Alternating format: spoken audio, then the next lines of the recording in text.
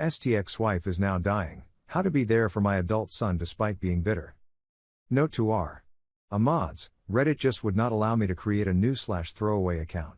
Nothing occurs when I show I'm not a robot and click verify. I tried for 2 days. I'm hoping you'll keep this up. I couldn't care less about karma. I simply want advice. Though I'm not sure I'm deserving of it after what follows. TL.DR. At the conclusion of our marriage, my ex-wife had 3 boyfriends. Then she spent many hours comparing me to one of her lovers on a few of occasions. She gets diagnosed with a very serious cancer some years after the divorce. I'm experiencing an awful notion that could impair my capacity to soothe our adult son. Please help me stop being a miserable with awful ideas so I can be there for our kid. I'm disgusted by this notion. I'm making myself ill. At the conclusion of our marriage, my ex-wife had relationships with 3 men at the same time. She was a manager who had to dismiss someone. That someone retaliated by calling me to inform me about one person. She was meeting him on her lunch break. Which, after a little of trickle truth, revealed there were 3 men. She then spent a few hours, both face to face and over the phone, comparing me to one of the males she was seeing. This is in addition to the physical and mental violence she endured throughout her marriage. To verify the physical abuse, I have a scar and multiple medical expenses. She also treats our kid with contempt. She is enraged by the fact that he is. I'm incredibly resentful of her. She has been diagnosed with a very dangerous cancer and wants to speak to me on the phone many years after the divorce, while she is with a 4th guy. She relocated a few hours away. She's probably just got 60 or 90 days left. But I have to be there for our grown-up son. I have to confess that I thought to myself, it couldn't happen to a nicer person. It's a horrible thought to have, yet it won't go away. I hate that I'm such a jerk for thinking this. I'm disgusted with myself and battling with it while wanting to be present for our baby. I'm a horrible, terrible person for having this thinking, yet it won't go away. I'm sick about myself because of this, and I don't deserve his love. But I have to be there for him. I despise myself. He deserves a better guy as a father. What should I do to get rid of this thought? How can I stop being so repulsive? How can I be there for my kid while being such a bad person with such a bad thought? Should I contact her via phone, as she requested? Should I tell her she is forgiven, presuming that is what she wants to discuss? She isn't. But I can fool her. Update: I dissolved our marriage after she admitted to having an affair with Mike. A week later, I received a phone call from Joe's girlfriend. My wife seems to have had a side piece for her side piece. She contacted me about a month later, weeping because Mike had abandoned her and was just using her for. I asked her what she anticipated from dating a man 3 years her son's senior. Now, I received a phone call from her lover today, not Mike or Joe. A 3rd guy. Her stomach cancer has progressed to a more serious stage. She's probably just got a few days left. As she lay dying, I was thinking about how she had yet to show regret for having 2 affairs while married to me and misleading me. How she turned down our son, claiming she didn't want to be in a family with one of them, gay. How she rejected her kid for being yet slept with women. At least 2 times while I was there. She confessed to having an affair and how she informed me about it. Also, the drinking should assist in the custody fight. Mike never recognized Joe, because I never tried to straighten out my kid. Is that what makes me a horrible person? Seriously. This lady is dying, and I'm making it all about myself, in my brain. Except for you, Redditors, I haven't communicated my emotions to anybody. Is it true that I'm as bad as I think I am? Story 2. My 39 female ex-husband 43 male is being abused by his wife 44F and I'm tired of it. First, some context. I've known my ex 43 male for 21 years and I'm 39 female. We married stupidly young, 18 and 22 years old, as is normal in the military. Haha. Seriously, he was a wonderful spouse, and we had 13 wonderful years together until his 4th and last military deployment. It profoundly influenced him. It was a brutal deployment, and they lost a lot of troops. I have no shame in admitting that I struggled to cope with the aftermath, and we both lacked the skills to be successful supporting partners for one another. He became an alcoholic overnight, and I joined him because I really wanted to connect with him on some level. That was clearly not a viable way to live together, and my children need one of us to be stable. Our marriage terminated peacefully in the end. We stayed great friends and co-parented well until he met his current wife. Simply stated, I had no chance with her. It's almost laughable how diametrically opposed we are, yet I still wonder why her? But that's his problem, not mine. Everything about me was objectionable to her, from my appearance to my style, to my parenting, to my career, to my views and moral code, and she made it known. So she set out on a quest to mend him. But mending him seems to imply bringing him up to her standards. Everything about him began to change. His whole wardrobe, car, religious and political ideals, and parenting style. He even quit supporting a sports team he adored since it was associated with me. She actually forced him return a bag full of jerseys, tees, and other team-related items. It just blew me away. Then it became clear that I was the next item on his list of things to alter in his life. She wanted to remove my presence from his life entirely. I received another package, but this time it included all of his copies of our family photographs from our marriage, including newborn and family history images. She was very emphatic about his never speaking to me alone. She had to accompany him whenever we met to swap kids. If she couldn't go, she would send her older teen daughters, and if that didn't work, she would follow him on Life 360 and begin phoning when his time was up, which was just 5 minutes. During our trade-off time, we frequently discussed children's issues. Then it got to the point where we were arguing about me so loudly that our children could hear us. She'd either bug him about still being in love with me, or she'd attempt to character assassinate and devalue me. Again, loud enough and often enough for my children to hear. They'd come home unhappy because they'd been told horrible things about me that they knew weren't true. They also despised watching their father verbally abused. These battles would also get quite loud as my ex continued to drink excessively and lose his anger. We're now in a loop where she forces him to phone or text me about something she's decided she's unhappy about. She has to see him do it, and she often instructs him in the background. He'll either attempt to put me in my place or be quite cold and rude. He would say or demand things that used to make me furious and defensive. But here's the kicker. He will always slip away and phone me privately to explain within an hour or so. I see the guy I've always known in those intimate discussions. He's usually calm, rational, and regretful, and he nearly always gives me the truth. Then he and I will work out a solution to her problem so he may live more calmly. Basically, she believes she has won, but nothing has changed between him and I. Even our children have become used to this way. I recognize that this isn't the greatest option. As unfortunate as it is, he must conceal our relationship. He's contacted me for advice on a couple knockdown bouts, but he had to pretend to walk to the shop to phone me. He's come over, gotten drunk with my long-term partner, and spilled his guts, but he's covered his tracks again to disguise it. She punched him in the face one night, and he ran away, ending up in a bar crying on the phone to me. My colleague and I went to the bar to take care of him. We put him in our guest room, but not before we disabled his location services. All of this to say, I'm never going to give up on the person, but it may be difficult to cope with at times. Personally, I feel he is being emotionally and financially mistreated at the very least. When things become bad between them, she threatens to terminate him, publicly humiliate him, make false accusations, and financially ruin him in divorce court. Knowing her, she'd do it if she could. She has total control over their money.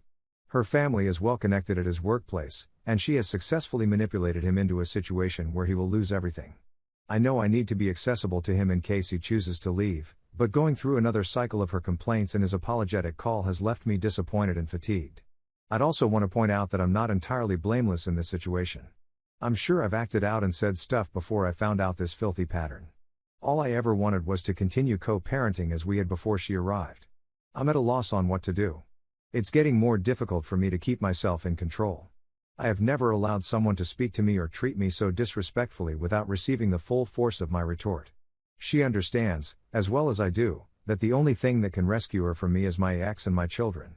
I have around 3 years till my youngest turns 18. It'll be a long 3 years.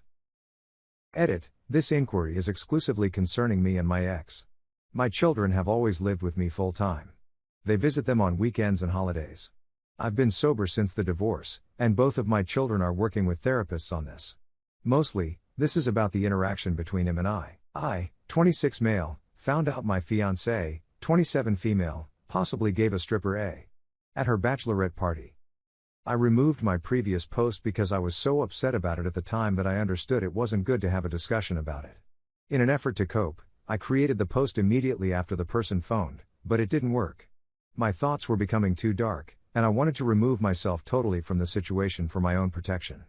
My head is back on straight after hunkering down at my parents' house and surrounding myself with people I could trust, and I'll fill in those who asked for an update. For anyone who missed my initial post, here's a brief refresher. My fiancée will be referred to as Jane. One of the bridesmaids' husbands called me and said he saw something that led him to believe Jane had had relations with a stripper at her bachelorette celebration. Any or passionate kisses outside of the partnership was a full deal breaker, as agreed upon when the relationship began. When I pushed for further information, he hinted at A in a vague manner.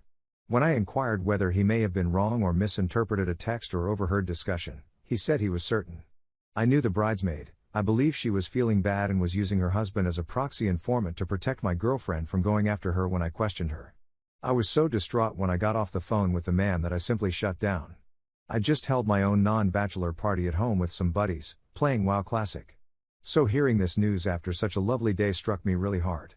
My cousin, who has known Jane since childhood, attended the party, so I decided to try to relax and wait until the following day to ask her if she observed anything.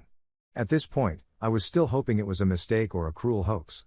Jane didn't live with me, and she was intending to spend the night at her parents' house, so I knew she wouldn't come up unexpectedly.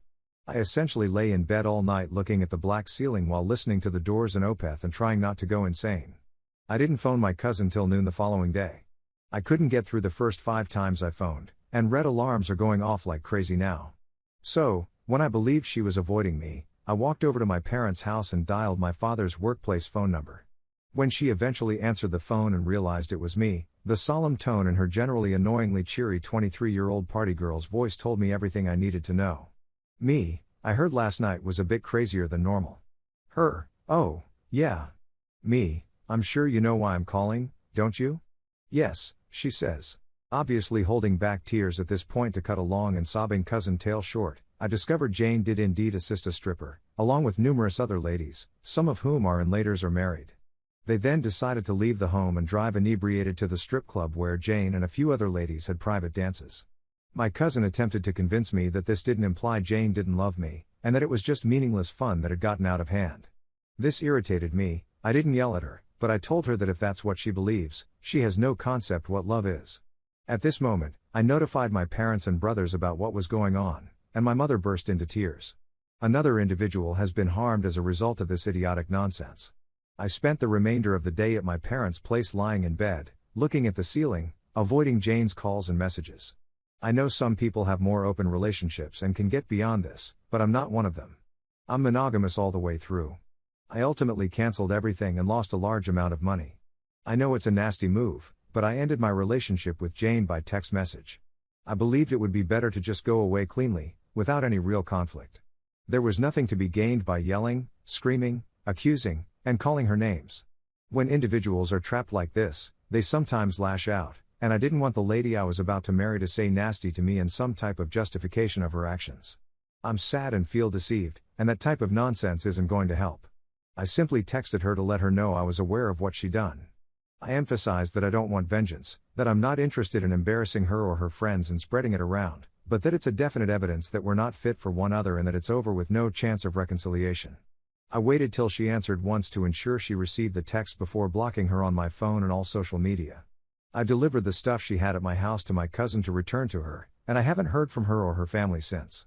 I'm still feeling like hammered dog, but I'm getting better at not feeling like a black hole is sucking me inside out.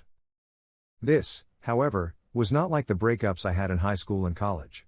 Something inside of me has broken this time, and it can't be healed as it used to. My body's confidence is now utterly gone.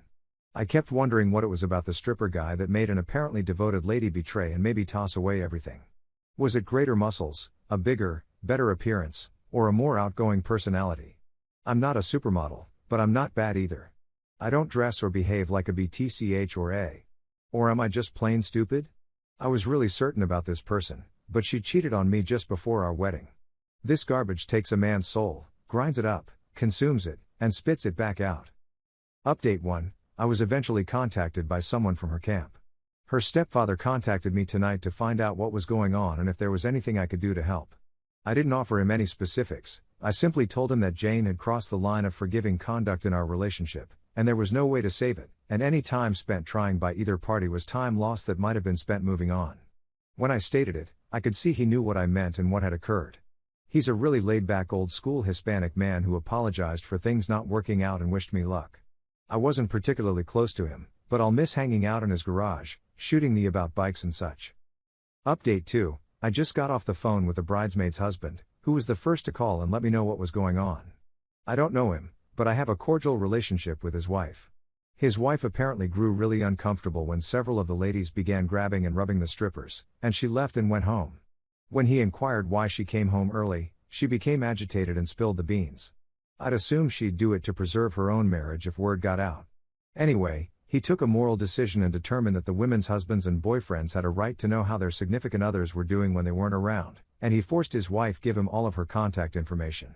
Seriously, I owe so lot to this man. If I had discovered this a few years later, the termination of the relationship would have been even worse.